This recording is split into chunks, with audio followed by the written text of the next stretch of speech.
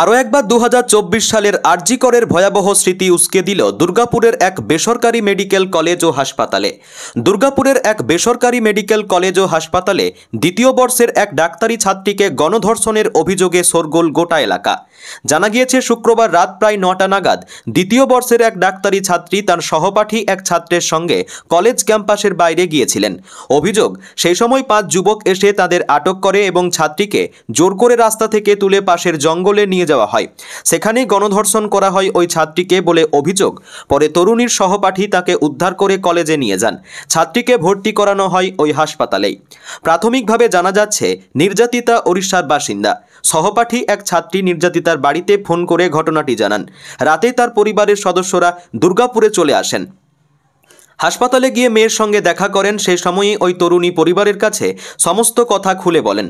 নির্যাতিতার পরিবারের সদস্যদের দাবি যে ছাত্রের সঙ্গে ওই তরুণী কলেজ ক্যাম্পাসের বাইরে গিয়েছিলেন, তার ভূমিকাও অত্যন্ত সন্দেহজনক। তাদের দাবি, ঘটনার সময় প্রতিরোধ না করে পালিয়ে গিয়েছিলেন। এদিকে অভিযোগ পেয়ে ঘটনাস্থলে পৌঁছয় নিউ টাউনশিপ থানার পুলিশ। যদিও এখনও পর্যন্ত বিষয়টি নিয়ে পুলিশ বা মেডিকেল কলেজ কর্তৃপক্ষ কোনো মন্তব্য করতে চাননি। নির্যাতিতা ছাত্রীর বাবা বলেন, মেয়েকে দুর্গাপুরে ডাক্তারি পড়াতে পাঠিয়েছিলাম, তার সঙ্গে নির্যাতনের এমন ঘটনা ঘটবে ভাবতেও পারিনি। যা পরিস্থিতি, মেয়েকে আর এখানে রাখবো না বলে জানান তিনি।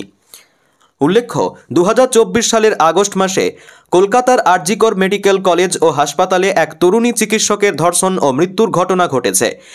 এই ঘটনা এখানেই শেষ হয়নি। আরজি করের ঘটনার পরেও রাজ্যের বিভিন্ন প্রান্তে গণধর্ষণের শিকার হয়েছে স্কুল ছাত্রী, কলেজ ছাত্রী, এমনকি পূর্ণবয়স্ক মহিলারাও। তারপরও নিরাপত্তা ব্যবস্থায় জোর দেয়নি রাজ্যের প্রশাসন বলে দাবি সাধারণ মানুষজনের। সেই কারণে আরও একবার পশ্চিম বর্ধমান জেলার শহর দুর্গাপুরে ঘটল গণধর্ষণের ঘটনা। এই ঘটনা ফের সেই ভয়াবহ স্মৃতি উস্কে দিচ্ছে। ব্যুরো রিপোর্ট, স্পষ্ট বার্তা। সবাই জানেন যে এই বেসরকারি কলেজ আইকিউসিটিতে এখানে একটি কলেজ পড়ুয়া মেয়ে, সে সেকেন্ড ইয়ারের ছাত্রী, উনি ওনার বয়ফ্রেন্ডকে নিয়ে, যার নাম ওয়াসিম বলে কোনো নাম বলে কোনো ছেলের সাথে উনি বাইরে ফুচকা খেতে গেছিলেন। রাতের বেলায় প্রথম কথা আমাদের 9:30টার সময় কি করে তিনি বাইরে বেরোতে পারলেন। তো সেখানে যাই ফুচকা খেতে, এবং সেখানে গিয়ে কিছু 5 জন ছেলে তাকে ধাওয়া করে, এবং যখন ধাওয়া করে তখন সেই ছেলেটি যার সঙ্গে ফুচকা খেতে গেছিলো সে ছেড়ে দিয়ে চলে যায়। পরবর্তীকালে মেয়েটিকে যখন একা হয়ে পড়ে এবং মেয়েটিকে নিয়ে ওই 5 জন যে আননোন ছেলে তারা জঙ্গলে নিয়ে গিয়ে গণধর্ষণ করে। আমরা খবর পেয়ে সঙ্গে সঙ্গে আসি। রাত 12টা থেকে আমরা এখানে এখনো পর্যন্ত স্টিল নাও আমরা দাঁড়িয়ে আছি। পুলিশ এসছে, পুলিশ চেষ্টা করছে, পুলিশ আশ্বাসন দিয়েছে যে যারা দোষী তাদেরকে ধরা দেবে। আমরা অপেক্ষায় আছি, দেখছি পুলিশ কি স্টেপ নেয়। কিন্তু আমরা এটা বলতে পারি যে পশ্চিমবঙ্গে আপনারা আরজিকর ঘটনা দেখেছেন, দুর্গাপুরে কিন্তু সেকেন্ড আরজিকর হতে দেবো না, কোনো রকমভাবে কোনো প্রমাণ টেম্পার হতে দেবো না। তো পুলিশের কাছে আমরা হাত জোর করে আমরা নিবেদন করছি যাতে তারা স্টেপ নেয়, এবং যারা প্রকৃত যারা অপরাধী তাদের যেন শাস্তি হয়, এবং এই শাস্তি দেখেই যেন পুলিশের প্রতি মানুষের যেন ভরসাটা বাড়ে। আমি মুখ্যমন্ত্রীর কাছে আবেদন করছি যেন পুলিশ নিরপেক্ষতার ভূমিকা গ্রহণ করে। আমাদের লিডার অফ অপোজিশন শুভেন্দু দাও বলেছেন যে কোনো রকমভাবে কোনো যদি প্রবলেম হয় উনি পাশে আছেন এবং যে কোনোভাবে উনি আমাদেরকে সাহায্য করবেন। ঘটনা আপনি খবর পেয়েছিলেন, কটায় খবর পেলেন? রাত্রি 10টার সময়। কে ফোন করেছিল? তার বন্ধু আমাকে ফোন করেছিল যে আপনার মেয়েকে রেপ হয়েছে। তখন শুনে কান্নাকাটা করে এখানে পৌঁছেছি। কোথায় থাকে না? জলেশ্বর, উড়িষ্যা।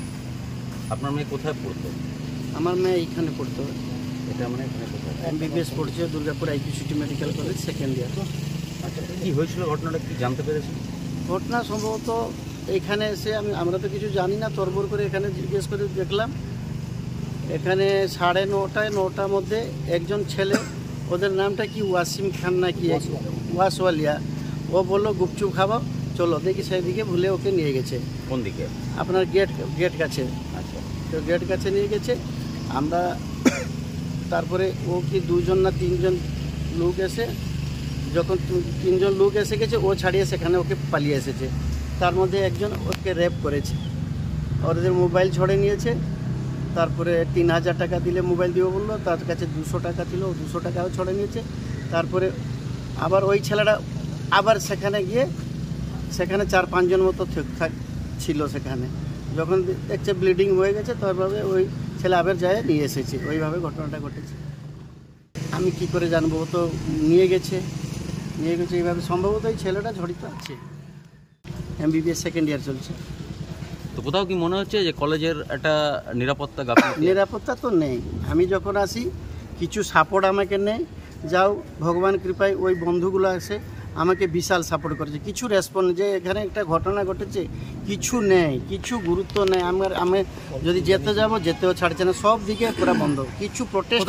ঘটনাটাকে চাপার চেষ্টা করছে, চাপা তো চেষ্টাই করছে। ওরা বন্ধুগুলো যদি না থাকতো আমাকে তো মেরে দিত। আমারও জীবন প্রতি সিকিউরিটি নেই, যা দেখলাম এখানে সিস্টেম কিছু নেই, নো রেসপন্স।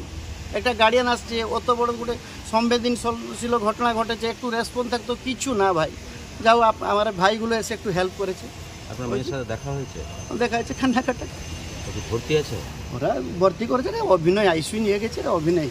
আর না আপনাকে ঢুকতেও দিচ্ছে না ভালো করে? না, কলেজ কর্তৃপক্ষ কোনো কথা বলেছে? কিছু আমার সঙ্গে কিছু কথা, রেসপন্স কিছু নেই। কোথাও কি মনে করছেন যে এই কলেজে দিয়ে আপনার ভুল করে? বিশাল ভুল। আমাদের উড়িষ্যাতে হলো এখন অ্যাকশন হয়ে যেত, কিছু নেই।